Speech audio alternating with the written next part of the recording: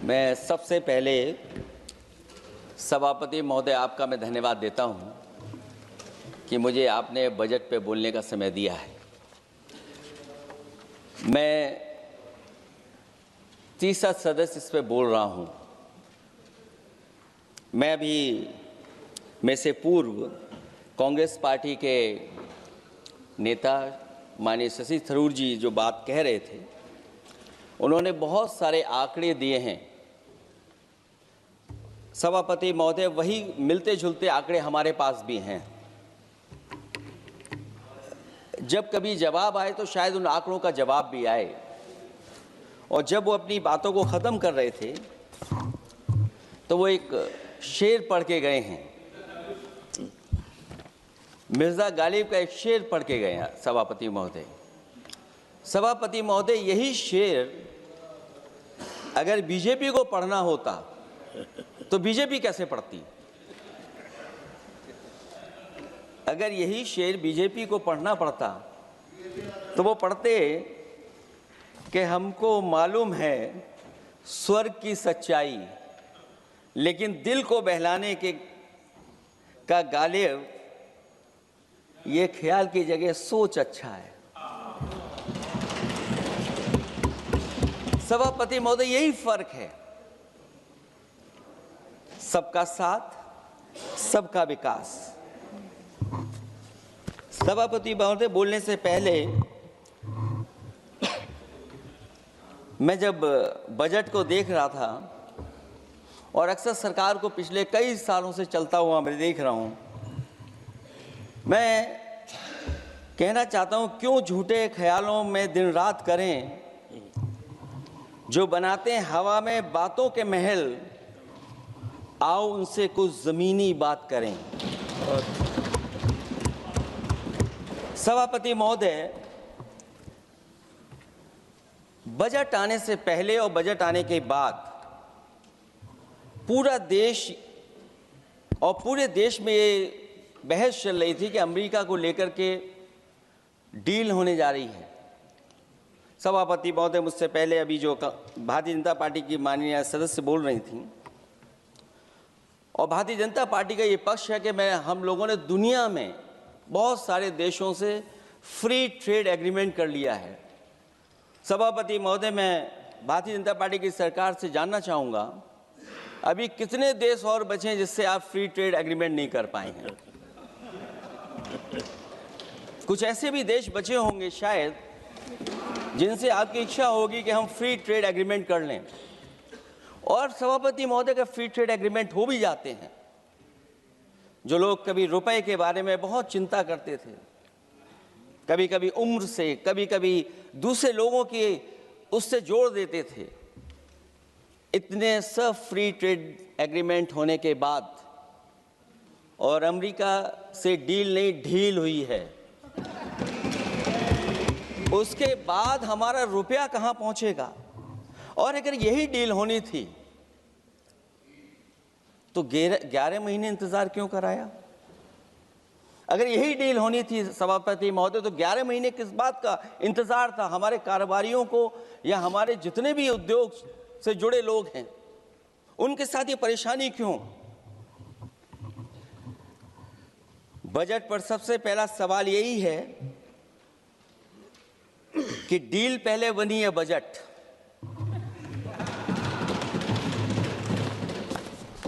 और बजट का हलवा यहां ज्यादा बटा के वहां।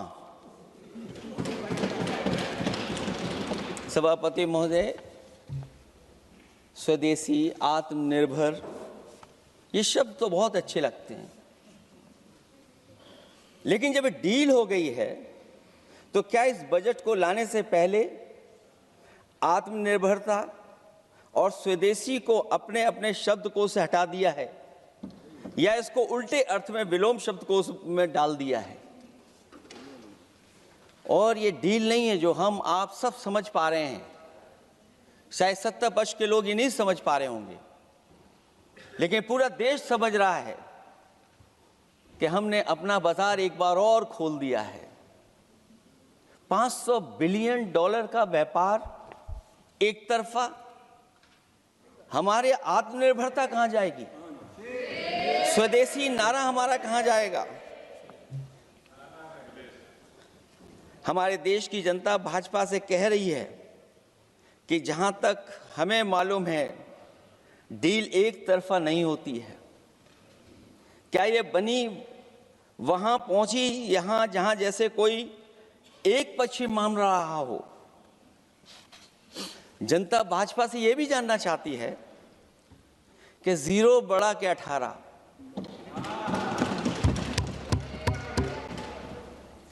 सभापति महोदय, भाजपा का समझौता गणित क्या यह है कि 18 0 के बराबर है? क्या 18 हमारा 0 के बराबर है? देश के किसानों, दुकानों, उद्योगों को बचाने के लिए खोखले शब्दों के अलावा भाजपा के पास कोई और सुरक्षा कवच या संरक्षण योजना है कि नहीं है? इसलिए मैं सभापति महोदय कहना चाहता हूं, ये बजट दिशाहीन है। इस बजट में कोई विजन नहीं है कि 2047 तक हमारा देश विकसित भारत बन जाएगा। और हम जैसे लोगों को, समाजवादियों को तो सरकार से पहले ही उम्मीद नहीं थी, और जिस सरकार से उम्मीद ना हो उसकी बजट से क्या उम्मीद होगी। इस बजट में पीडीए के लिए कुछ भी नहीं है। कोई योजना दलित, पिछड़ा, महिला, गरीब, अल्पसंख्यक या नवयुवक के विकास के लिए नहीं लाई गई है। ऐसा लग रहा है कि सरकार ने इनके बारे में सोचना ही छोड़ दिया है। और अगर जीडीपी हमारी 7% है और नॉमिनल जीडीपी की ग्रोथ केवल 8% है, जो कि लगभग 12% होनी चाहिए थी, इसके कारण लोगों के हाथ में कम पैसा है। और कारण यह भी लगता है कि हमारा प्राइवेट इन्वेस्टमेंट नहीं आ पा रहा है। जो लोग ये कहते हैं कि हम प्रति व्यक्ति आय बढ़ा रहे हैं, जो आंकड़े हमारे पास हैं, जो जानकारी हमारे पास है, वो आंकड़ा यही कहता है कि $3000 के लगभग प्रति व्यक्ति आय हमारी है। और अगर हम दुनिया से जब इतना ही जुड़ गए हैं तो 2025 की जो रैंकिंग है, हमारा स्थान 144वां है, 144th है। तो जहां हम इतना 10, 11, 12 साल से हम इतने बजट ला रहे हैं, क्या हमारे पर कैपिटा इनकम लोगों की नहीं बढ़ पाई? और सदन में, इसी सदन में कई बार ये पूछा गया कि जो लोग राशन प्राप्त कर रहे हैं, गरीबी रेखा से नीचे हैं, कम से कम उनकी पर कैपिटा इनकम क्या, ये तो बताना ही चाहिए सरकार को। और पिछड़ेपन को दूर करने के लिए कोई विजन नहीं दिखता इस बजट में। जैसे जब बजट आता है तो बजट में ढूंढते हैं हम लोग कि हमारे स्टेट के लिए क्या और खास नया आया होगा। उत्तर प्रदेश जैसा प्रदेश जहां पर डबल इंजन की सरकार को बहुत कुछ कहा जाता है कि डबल इंजन की सरकार है, हम विकास भी डबल करेंगे, लेकिन मैं देखता हूं उत्तर प्रदेश के लिए कोई खास योजना ऐसी नहीं आई है जिससे उत्तर प्रदेश के 25 करोड़ लोगों को कुछ मुख्य धारा से जोड़ा जाए। वैसे तो बड़ी बड़ी योजनाएं बताई जा रही हैं कि हमारे कई फ्रेट कॉरिडोर्स बन रहे हैं, वाटरवेज बन रहे हैं, एक्सप्रेसवेज बन रहे हैं, लेकिन उत्तर प्रदेश जहां से प्रधानमंत्री जी आते हैं, भविष्य में जो बनेंगे एक्सप्रेसवे, लेकिन भारत सरकार के बजट से कोई भी अभी एक्सप्रेसवे वहां पर नहीं बना। अगर कोई बना हो, नया बन रहा हो, बड़ा बन रहा हो तो बताएं। और जो बने भी हैं वो उस मानक, उस क्वालिटी के नहीं हैं जिस क्वालिटी के आज विकसित भारत के एक्सप्रेसवे होने चाहिए। जो लोग भ्रष्टाचार पे बड़े बड़े सवाल उठाते हैं, वो कम से कम अपनी सड़कों को देखें, अपने एक्सप्रेसवेज को देखें कि उन्होंने क्या बना करके खड़ा इतने हजारों करोड़ रुपए खर्च करने के बाद। इनके सबसे पहले प्रधानमंत्री अटल बिहारी वाजपेयी जी, उनके नाम से कोई एक्सप्रेसवे बन रहा था। सभापति महोदय, हम लोगों ने अखबारों में पढ़ा, कई लोग स्टेटमेंट भी देते हैं कि हम एक्सप्रेसवे बना रहे हैं। उनके नाम से बनने के साथ साथ उनका नाम भी बदल दिया। पहले वो चंबल एक्सप्रेस वे बन रहा था, फिर अटल जी के नाम से एक्सप्रेस वे बन रहा था। लगता है वो जमीन पर नहीं उतरा है, वो केवल कागजों पे बन रहा था। तो ये तो एक्सप्रेसवे की बात हुई। सबसे बड़ा सवाल ये है कि किसान को लेकर के इन्होंने कहा कि किसान की हम आय दोगुनी कर देंगे। आज हमारा किसान इस उदारीकरण में कहाँ खड़ा है? जिस किसान को लेकर के पूरे देश के सभी राजनीतिक दल चिंतित रहते हैं, इस डील के बाद हमारे किसानों का हाल क्या होगा? और जब सब कुछ विदेश से ही आएगा तो हमारा किसान भारत में क्या उगाएगा, जमीन पर क्या उगाएगा और क्या बेच पाएगा? सभापति महोदय, सरकार ने बड़ा बजट पेश किया, कहा कि हम एग्रीकल्चर इंफ्रास्ट्रक्चर तैयार करेंगे, एग्रीकल्चर इंफ्रास्ट्रक्चर से हम मंडियां तैयार करेंगे, बाजार तैयार करेंगे, एमएसपी लागू करेंगे। हमारे किसान जब काले कानून के खिलाफ लड़ रहे थे, बड़ी संख्या में जान चली गई, उसके बाद सरकार कहीं पीछे हटी और उन्होंने काले कानून वापस लिए। लेकिन आज भी किसानों को जो कानूनी गारंटी मिलनी चाहिए वो अभी तक एमएसपी की कानूनी गारंटी सरकार नहीं दे पाई है। और जो 23 क्रॉप और हॉर्टिकल्चर क्रॉप और दूध को लेकर के सरकार दावा करती है कि हम सब्जियां इतना, हॉर्टिकल्चर क्रॉप्स हमारी इतनी ग्रो कर गई हैं, हम दुनिया में इतना पैदा कर रहे हैं। दूध के जब आंकड़े बताते हैं कि दुनिया में हम दूध का उत्पादन इतना कर रहे हैं, और अगर आपका बजट ही विकसित भारत का बजट है तो हमारे हॉर्टिकल्चर क्रॉप्स और जो हमारा किसान दूध का उत्पादन कर रहा है, दूध का उत्पादन हो रहा है, उसके लिए एमएसपी की गारंटी कब देंगे आप लोग? और गारंटी हम लोग इसलिए मांग रहे हैं क्योंकि उसको घर कैसे बनाएगा, घर कैसे चलाएगा, अगर उसको लाभ नहीं मिलेगा, बच्चों को कैसे पढ़ाएगा, अपनी बेटियों को हंसी खुशी विदा कैसे कर पाएगा? और इधर तो जहां फसल की कीमत नहीं मिल पा रही है, सभापति महोदय, सोने के भाव कहां पहुंच गए हैं? पहले गरीब सोचता था जब हम अपनी बेटी की विदा करेंगे तो कुछ सोने का एक सामान खरीद करके दे देंगे उसको। जैसे जैसे बीजेपी की सरकार चली और आगे बढ़ती गई, 12 साल ऐसे हैं आ गए कि अब तो चांदी तो दूर, अगर यही सरकार चलती रही तो लोहे पर पीतल चढ़ाकर भी गरीब अपनी बेटी की विदाई नहीं करा पाएगा। कैसे अपने भविष्य के लिए 2 पैसे जमा कर पाएगा? मतलब आज क्या खाएगा, कल के लिए क्या बचा पाएगा? ये किसानों के बड़े सवाल हैं। भाजपाई किसानों को लाभ नहीं पहुंचाना चाहते हैं, ये किसी और को लाभ पहुंचाना चाहते हैं। कुछ अदृश्य लोग हैं जिनको लाभ पहुंचाना चाहते हैं, क्योंकि इनका बजट, जो बजट बनाते हैं वो आम जनता का ना उसमें जिक्र है ना फिक्र रहती है।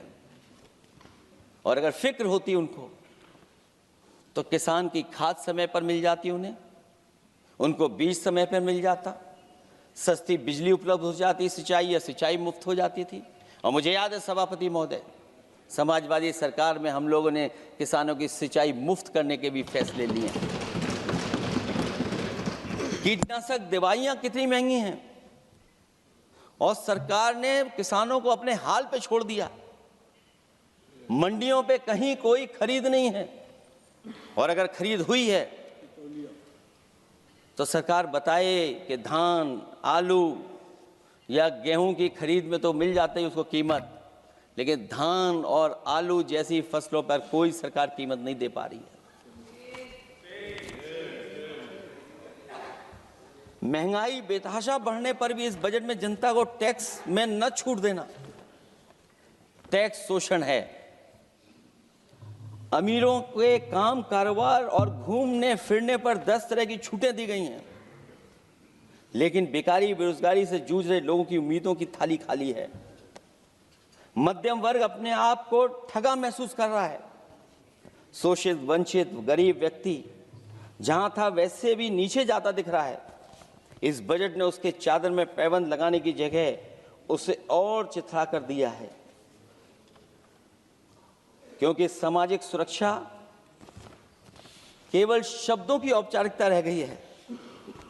किसान, मजदूर, श्रमिक, कारोबारी, छोटा दुकानदार अपने लिए मिली राहत को दूरबीन से देखकर ढूंढ रहा है, और इसीलिए भाजपा का हर बजट 1/20 का बजट मानते हैं, क्योंकि वो 5% लोगों के लिए ही होता है। अच्छे बजट की होती हैं 3 पहचान: गरीब की तरक्की, खुशहाली और मुस्कान। शायद इस बजट ने तीनों चीजों को छीनने का काम किया गरीबों से। दूसरा विषय स्वास्थ्य को लेकर के बहुत हमारा गरीब समय समय पे परेशान रहता है। स्वास्थ्य को लेकर के जो ठोस कदम सरकार को उठाने चाहिए, वो सभापति महोदय सरकार नहीं उठाती दिख रही है, और जितना भी स्वास्थ्य सेवाएं हैं वो ठप होती चली जा रही हैं। मैं उत्तर प्रदेश की बता सकता हूं, मुझे याद है सभापति महोदय, पहला जो भारत सरकार और प्रदेश सरकार को मिलकर के पहला हॉस्पिटल, मेडिकल कॉलेज शाहजहांपुर का बना था, जिस समय भारतीय जनता पार्टी के उस समय के स्वास्थ्य मंत्री और मैंने मिलकर के उसका उद्घाटन किया था। उसके बाद जो प्रचार में तो ये बहुत आगे हैं, प्रचार में तो ये कहते हैं कि हर डिस्ट्रिक्ट में हर हॉस्पिटल, हर डिस्ट्रिक्ट में एक हॉस्पिटल या मेडिकल कॉलेज, लेकिन सच्चाई तो ये है कि इन हॉस्पिटलों में इलाज नहीं है, दवाई नहीं है, ऑपरेशन के लिए कहाँ जाना पड़ता है, भटकना पड़ता है। और जिस तरीके से अभी जिन लोगों ने इंश्योरेंस या LIC में किस्त दी होगी, वो जानते होंगे कि महंगाई कम नहीं हुई है, महंगाई बढ़ी है, किस्तें बढ़ गई हैं। उदाहरण के लिए दिल्ली के एम्स के लिए 5,600 करोड़ रुपए, और आयुष्मान भारत के लिए पूरे देश के लिए सरकार ने जो बजट रखा है वो 4,700 करोड़ रुपए है।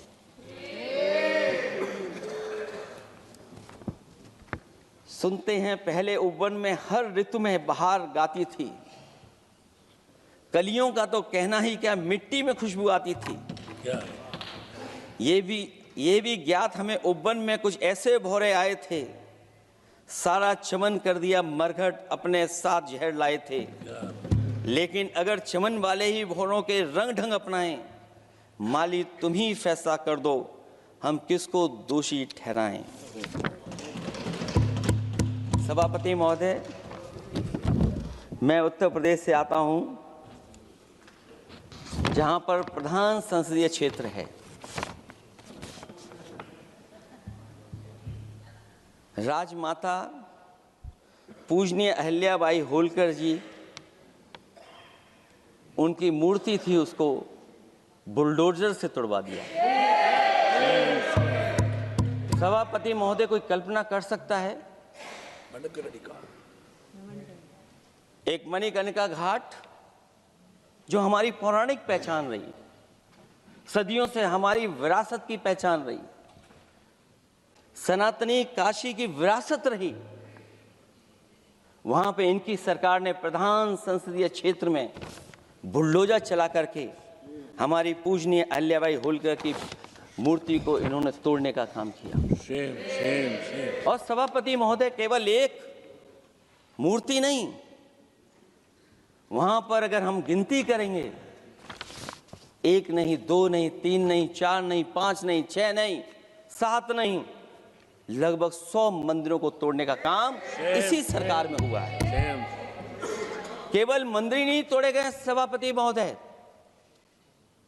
एक antique bell donated by Nepal नरेश, जो घंटा बजता था, सभापति महोदय, जो घंटा बजता था, नेपाल नरेश जिन्होंने गिफ्ट किया था, वो घंटा भी लापता है।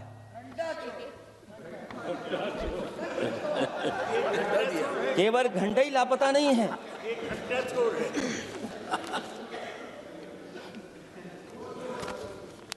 सभापति महोदय, नमामि गंगा को लेकर के हमारे कानों में अभी भी वो बातें गूंजती हैं कि माँ गंगा ने मुझे बुलाया है।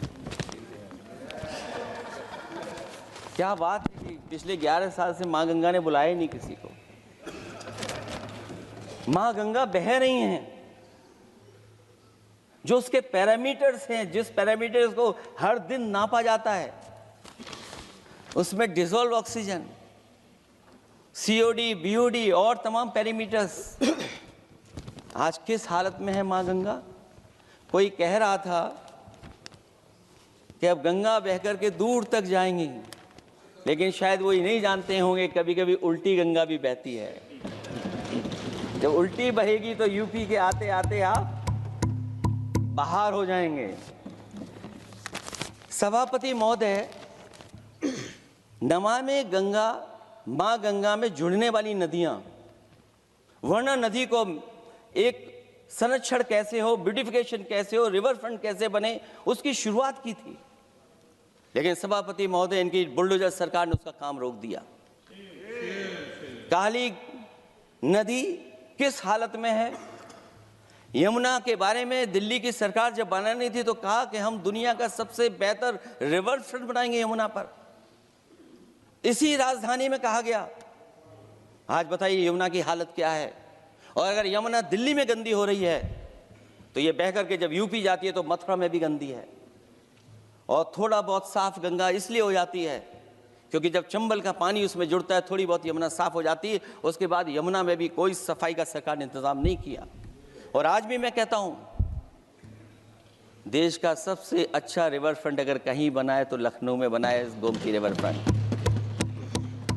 जो लोग ये कहते हो कि दूसरा रिवर फ्रंट अच्छा है, मैं उनसे कहूंगा कि अभी लखनऊ के रिवर फ्रंट पर भी घूम करके आइए, तब आपको मालूम पड़ेगा कि रिवर फ्रंट क्या होता है। 26 जनवरी इसी वर्ष मैंने एक प्रतिष्ठित अखबार को पढ़ा और उसमें देखा मैंने कि high uranium in India's ground water samples लिए गए हैं। एक्सपर्ट्स वार्न कर रहे हैं कि सेवरल हेल्थ रिस्क हैं उससे। Lead pollution alarming in 69 rivers in India contaminated, rivers are contaminated. हमारे पानी में पेस्टिसाइड है, इंडस्ट्रियल वेस्ट है, अनसेफ है ड्रिंकिंग के लिए। हमारी नदियों में मरकरी है, डेंजरस लेवल। और जितनी भी हमारी वाटर बॉडीज हैं इंडस्ट्रियल टाउन्स के आसपास, सब में टॉक्सिक है, मरकरी है, बड़े पैमाने पे डेंजरस है पानी वहां का। और कई जगह इंडस्ट्री का सीधा सीधा वेस्ट जा रहा है। आर्सेनिक लेवल का सोच ही नहीं सकते हम लोग, जो मानक है उससे कई गुना ज्यादा है। ये तो हमारे देश का पानी है जो नदियों में बह रहा है, जो अंडरग्राउंड वाटर बन रहा है हमारा। ठीक ही कहा हमारे माननीय सदस्य ने कि जो संपन्न हैं, प्रिविलेज्ड हैं, वो लोग तो पानी साफ करने की मशीन खरीद सकते हैं। हमारा गरीब क्या खरीदेगा। गरीब की हेल्थ को कितनी परेशानी और रिस्क है। यहां तक कि अंतर्राष्ट्रीय प्लेटफॉर्म पर हमारे देश को भी सुनना पड़ा एक प्रतिष्ठित चैनल पर कि आपके देश में इन्वेस्टमेंट क्यों आएगा, क्योंकि वहां आ ही नहीं सकता है, क्योंकि आपकी हवा खराब है। सोचिए, देश का पानी खराब हो, और ये मैं नहीं कह रहा हूं, पानी खराब सरकार को मालूम है, नहीं मालूम है, लेकिन जो प्राइवेट कंपनियां हैं जिनको अपना पानी बेचना है, तो वो बता रही है कि आपके भारत के पानी में क्या क्या है। और ये बात गलत है तो सरकार ऐसी कंपनियों पर प्रतिबंध क्यों नहीं लगाते हैं कि इस तरह अपनी कंपनियों का सामान बेचने के लिए झूठा प्रचार कर रही हैं।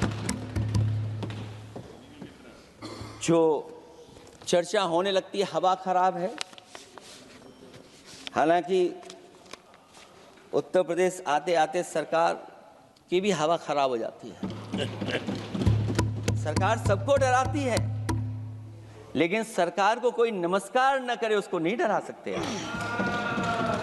हमने तो कहा कि तुम लखनऊ से गए हो, लखनऊ का जो अदब है, लखनऊ का जो हमारी पहचान है। कम से कम अगर नमस्कार नहीं कर सकते तो आदाब तो कर ही देते वहां जाकर। जो लोग पिछड़े पीडीए उनके पक्षधर बनते हैं, आरक्षण को लेकर के कहते हैं कि हम आरक्षण देंगे, उनकी सरकारों में क्या अपॉइंटमेंट हो रहे हैं। मुझे याद है इससे पहले जब बहस हुई थी सदन में, वहां से बात निकली थी कि किस तरीके से अपॉइंटमेंट हो रहे हैं यूनिवर्सिटीज और कॉलेजेस में। मैं उसी पे कुछ कहना चाहता हूं। ये अपनी अपनी किस्मत है, कुछ कलियां खिलती हैं ऊपर और दूसरी मुरझा जाती हैं झुके झुके जीवन भर भूं पर। माना बदकिस्मत है, लेकिन क्या वे महक नहीं सकती हैं? अगर मिले अवसर अंगारे सी क्या दहक नहीं सकती हैं? जिस तरीके से आरक्षण पर खिलवाड़ हो रही है उसकी कोई कल्पना नहीं कर सकता था। विकसित भारत तभी विकसित भारत माना जाएगा जब हमारे पिछड़े, दलित, आदिवासी, अल्पसंख्यक मुसलमान भाई को बराबर का हक मिलेगा। और जब तक हक नहीं मिल रहा उनको, तब तक शायद विकसित भारत का देखने का सपना आधा अधूरा है। अभी अभी सुप्रीम कोर्ट ने कहा है माइग्रेशन को लेकर के, सुप्रीम कोर्ट ने 16 जनवरी को एक फैसला पलट दिया। हाई कोर्ट के फैसले को पलटते हुए फैसला सुनाया कि यदि आरक्षित वर्ग का कोई उम्मीदवार बिना किसी छूट का लाभ लिए अगर अनारक्षित वर्ग से ज्यादा नंबर प्राप्त करे तो उसे अनारक्षित वर्ग में सेलेक्ट किया जाएगा। क्या सुप्रीम कोर्ट भी कह रहा है? हमारे सरकार की भी नियत है कि सबको आरक्षण मिलना चाहिए जिनका हक हो। हमारे प्रधानमंत्री जी भी कहते हैं हम पिछड़े हैं। हमारे दूसरे नंबर के नेता, क्योंकि उन्हें सनातनी बनना था, अपना धर्म बदल के दूसरा धर्म लिख लिया उन्होंने। तो कम से कम पिछड़ों का तो ख्याल करिए आप। जब पिछड़ों का ख्याल करोगे तभी आपका देश विकसित बनेगा, भारत विकसित बनेगा। अगर आप पिछड़ों को छोड़ देंगे, दलितों को छोड़ देंगे, आदिवासियों को छोड़ देंगे, अल्पसंख्यक भाइयों को छोड़ देंगे, तो आप कैसे विकसित भारत बनाएंगे? एक आर्थिक बराबरी है, दूसरी सामाजिक बराबरी है। और मुझे लगता है बजट से न आर्थिक गैर बराबरी दूर हो रही है, न सामाजिक गैर बराबरी दूर हो रही है। और इनकी सरकार में कितना भेदभाव है। सभापति महोदय, केवल चुनाव जीतने के लिए सोचिए। एक 72 साल के बुजुर्ग पर मोईद खान साहब, आप जानते होंगे आपके क्षेत्र में, मदरसा टाउन एरिया। सभापति महोदय, बीजेपी का लक्ष्य केवल है चुनाव जीतना। इन आंकड़ों से क्या मतलब? और आंकड़ों के अगर ये ठीक आंकड़े होते सभापति महोदय, तो इन्होंने कहा था कि बुलेट ट्रेन हम 1 लाख करोड़ की बनाएंगे। आज बुलेट ट्रेन 2 लाख करोड़ की कैसे हो गई? सभापति महोदय कहा कि हम 1 लाख करोड़ में बनाएंगे बुलेट ट्रेन। और बुलेट ट्रेन केवल संपन्न स्टेटों में क्यों? हमारे बंगाल, बिहार और यूपी में क्यों नहीं? और अगर आप हाई स्पीड बुलेट ट्रेन लाना चाहते हैं तो 1 लाख करोड़ का बजट दिया था, 2 लाख करोड़ बजट हो गया। यूपी में जब बनेगा तो पता नहीं कब बनेगा, कौन जानता है कब बनेगा। चुनाव जीतने के लिए इनकी सरकार के लोगों ने झूठा फंसाया। ये सब जुमला है, जुमला। झूठा फंसाया, और इसलिए फंसाया कि वो मुस्लिम है, इसलिए फंसाया। 72 वर्ष के बुजुर्ग को 19 महीने जेल में रखा गया। समाजवादी पार्टी को बदनाम किया गया, और केवल इसलिए कि चुनाव जीत जाए आप, अयोध्या का चुनाव जीत जाए, क्योंकि अयोध्या का चुनाव हारे थे आप लोग। मैं अयोध्या की महान जनता का धन्यवाद देता हूं कि उन्होंने कम्युनल पॉलिटिक्स का समापन किया है। वो विकास के रास्ते पे जाना चाहते हो। मैंने पहले भी कहा, फिर कहता हूं, आपका विकास अयोध्या का तो मैं जानता हूं कैसा है, क्योंकि लोगों ने काशी को क्यूटिव बनते नहीं देख पाए। अगर हम सब सदस्य हैं और हमारे प्रधान सांसद के संसदीय क्षेत्र को अगर हम क्यूटिव न बना पाए, आप विरासत मिटा रहे हैं। वहां पर कई सौ पुरानी दाल मंडी, जिसमें केवल वोट नहीं मिलता, इसलिए दाल मंडी को आप डिमोलिश कर देंगे आप। अल्पसंख्यक बनारस और इसको अयोध्या को जीतने के लिए 72 वर्ष के एक व्यक्ति को झूठा केस लगाया, झूठा फंसाया, जेल भेज दिया। और न केवल उसको जेल भेजा बल्कि उसकी दुकानें और उसकी बेकरी पर भी बुलडोजर चला दिया आपने। क्या डेमोक्रेसी में हमारे बुलडोजर का कोई स्थान है क्या? हाई कोर्ट कहता है कि आप फैसला सुना सकते हैं क्या? कोर्ट कहता है कि आप कौन हो गए फैसला सुनाने वाले लोग? और फिर आप लोग कहते हैं कि हर घर जल और नल। सभापति महोदय, इन्हीं के विधायक ने मंत्री जी को घेर लिया, इन्हीं के विधायक ने मंत्री जी का अपहरण कर लिया और ये कहते हैं कि हम तो, हमारे कोई अराजकता नहीं है। ये कहते हैं इन्वेस्टमेंट लाएंगे, हम एमओयू साइन करेंगे। सभापति महोदय, देश के प्रधानमंत्री, देश के सबसे बड़े उद्योगपति उत्तर प्रदेश पहुंचे थे, एमओयू साइन किए गए, लाखों करोड़ के एमओयू साइन हुए। और एमओयू साइन होने के बाद जमीन पर कितना उतरा ये बताए सरकार। एमओयू के बाद सरकार बताए कितना जमीन पर उतरा है। इन्होंने जब कश्मीर का 370 हटा रहे थे सभापति महोदय, हाँ ना, बजट ही है ये एमओयू में, क्योंकि इंसेंटिव अगर नहीं देंगे तो कौन आपका इन्वेस्टमेंट लाएगा? ये राज्य का विषय नहीं है सभापति, राज्य से प्रधानमंत्री आते हैं। और आपने ये कहा कि प्रधानमंत्री के क्षेत्र में हमने देश में कहा कि हमने 1000 किलोमीटर मेट्रो बिछाई है। आपने देश के प्रधानमंत्री के क्षेत्र में क्यों नहीं मेट्रो बिछाई? क्यों नहीं बिछाई आपने? आपने देश के प्रधानमंत्री के क्षेत्र को एक्सप्रेस वे से क्यों नहीं जोड़ा आपने? क्योंकि आपके पास बजट नहीं है। अटल बिहारी वाजपेयी जी के आपने नाम से एक्सप्रेस वे क्यों नहीं बनाया? बताइए आप, ये बजट नहीं है आपके पास।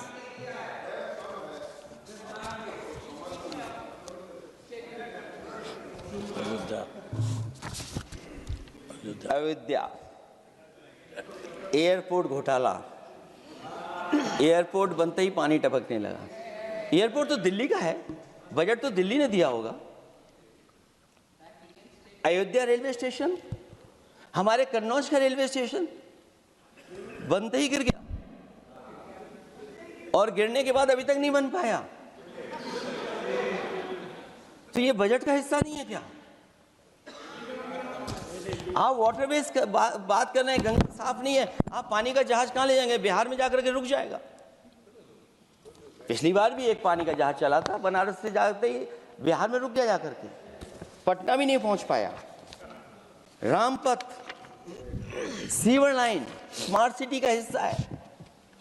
आपका स्मार्ट सिटी कैसा है? इंदौर में पानी पीने से कितने लोगों की जान चलेगी सभापति महोदय? और कोई शहर बता दीजिए जहां कूड़ों का ढेर ना हो। जब देश के प्रधानमंत्री जी ने झाड़ू उठाया हो और उसके बाद भी कहीं कूड़ा ना हटे सभापति महोदय। भजन संध्या स्थल घोटाला हुआ, अंतर्राष्ट्रीय मीडिया सेंटर बनाया, उसमें भी पानी गिर रहा है।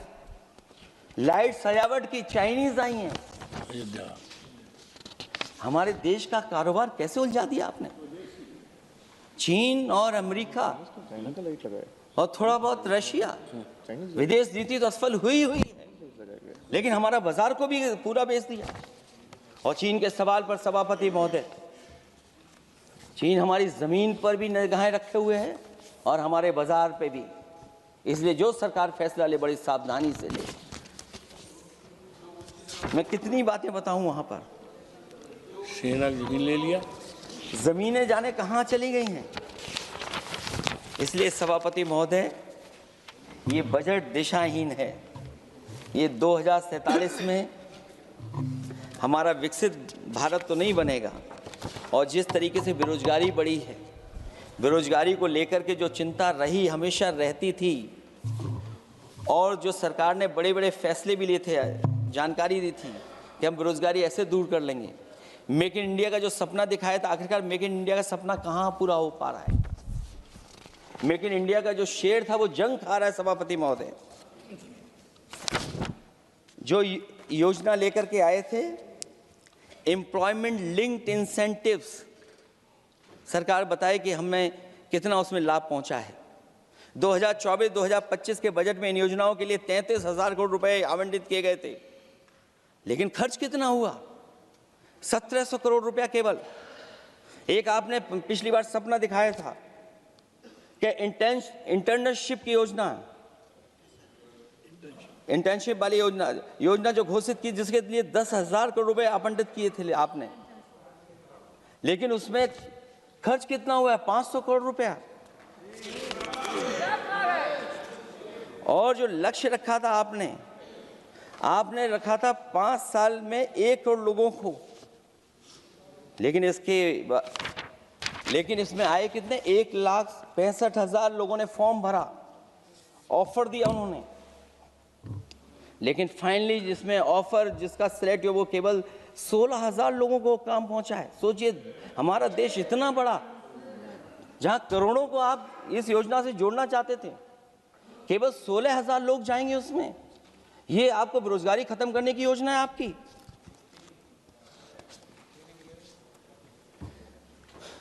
माननीय वित्त मंत्री जी के सदन के सामने स्थिति स्पष्ट करनी चाहिए कि मनरेगा एक महत्वपूर्ण योजना थी जिसमें गरीबों को ग्राम स्तर पर रोजगार मिलता था, राइट टू वर्क के अनुसार थी। इस योजना को समाप्त करते हुए आपने क्या नाम रखा है? बीबी राम जी। और हमारे राम जी कहाँ बैठे हैं? कहाँ है हमारे राम जी? पीछे बैठे, जिन्हें बचपन से हम देखते आए राम जी। ये हमारी खुशकिस्मती है कि राम जी सदन में बैठे हैं, लेकिन आप राम जी का अपमान कर रहे हैं। आपको उनको यहाँ नहीं बैठा सकते, आपको यहाँ बैठाना चाहिए नंबर 2 पर। अगर आप सच्चे मायने में सभापति महोदय बीपी राम जी, आप कृपया देखिए, वित्त मंत्री राम जी को नहीं जानती हैं। अखिलेश जी हे भगवान, हम क्या करें अब? अखिलेश जी आप कृपया बजट पे आ जाइए। आप कृपया बजट पे आ जाइए अखिलेश जी। सभापति महोदय बजट पे आइए, बजट पे आइए। एक मिनट क्या बोले? फिर बोलना दोबारा। नहीं, आप बजट क्या बोलिए? नहीं, सभापति जी बोलिए। नहीं सभापति महोदय, नहीं जिन्होंने गोली चलाई वो आपका राम मंदिर बना रहे हैं। सभापति महोदय, जिन्होंने गोली चलवाई वो राम मंदिर बनवा रहे हैं। अगर कुछ पता ना हो तो जाकर के पूछ लेना, पता कर लेना। आधी अधूरी जानकारी के साथ मत आया करो यहाँ पर। अब आप बताइए सभापति महोदय, बीवी राम जी नाम बदल दिया आपने।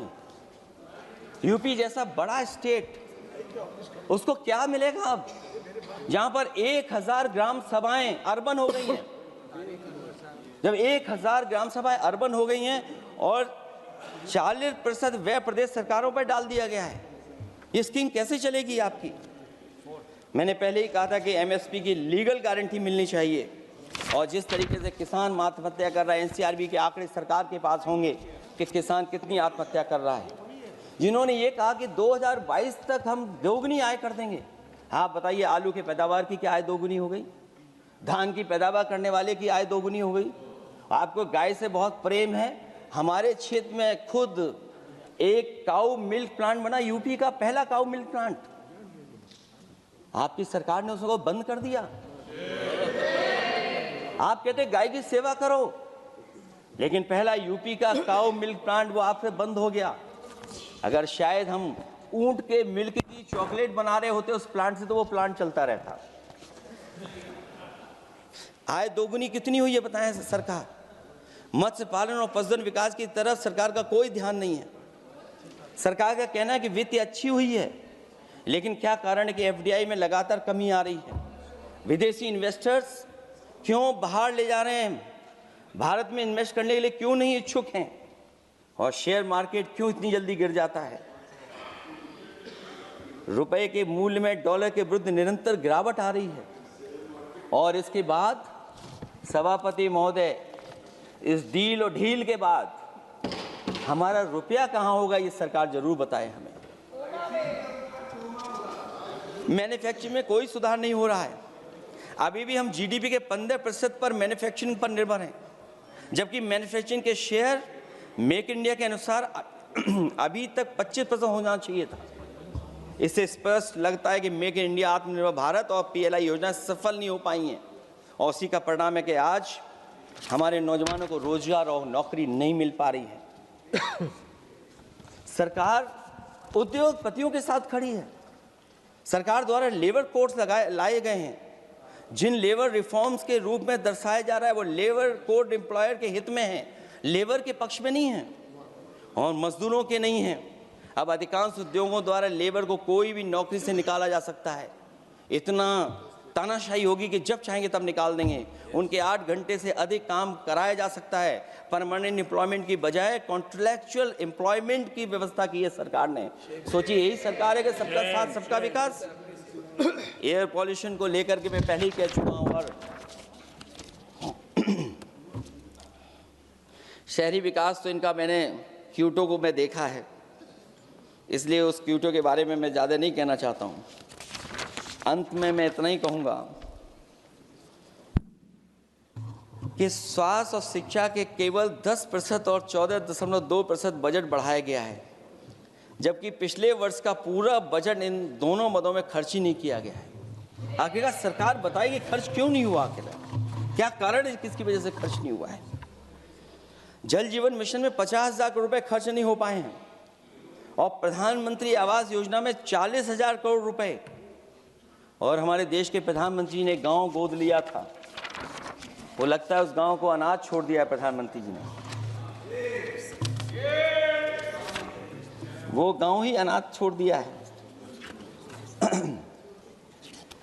आरबीआई के डेटा के अनुसार इनकम में जो नीचे 80% हैं, उनकी इनकम का शेयर 36% से घट करके 32% हो गया है और हर वर्ष में रियल वेजेस 2% कम हो रही हैं। आखिरकार इसका कारण क्या है?